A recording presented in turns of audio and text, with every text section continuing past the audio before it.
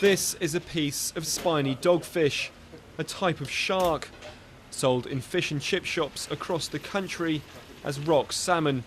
A clever piece of marketing to make it more attractive to consumers, but one that's led to it nearly being fished out of existence in European waters.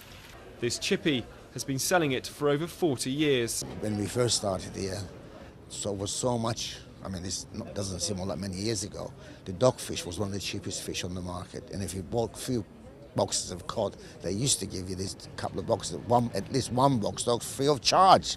There are areas of the world where dogfish still thrive in large numbers, which is where George now gets his rock salmon from.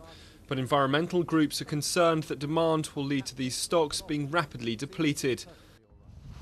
Greenpeace says 90% of big fish like bluefin tuna, sharks and marlin have disappeared in the last 50 years, and the spiny dogfish is among them. It's out of sight, out of sea and out of mind. We don't actually see what's going on. Now, when we do care about things, it usually tends to be the big charismatic animals like whales or penguins or seals or dolphins.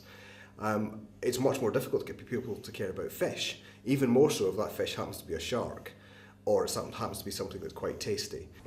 Next week, the dogfish is on the menu to be discussed at CITES, an international trade agreement body that aims to protect endangered species.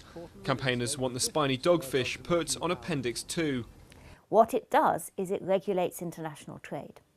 So here we are in Europe with a huge market for spiny dogfish meat, and as Europeans who are interested in sustainability, we want to make sure that meat comes from a sustainably managed stock. What CITES does is provides the structure within which imports to Europe can be certified as coming from sustainably fished populations. The spiny dogfish has already afforded some protection in European waters. Fishing regulations mean boats can only land 2 per trip, but campaigners say that doesn't go far enough, and that protection from CITES could help ensure its survival across the world. To avoid getting stabbed, care must be taken when handling and releasing the spur dog.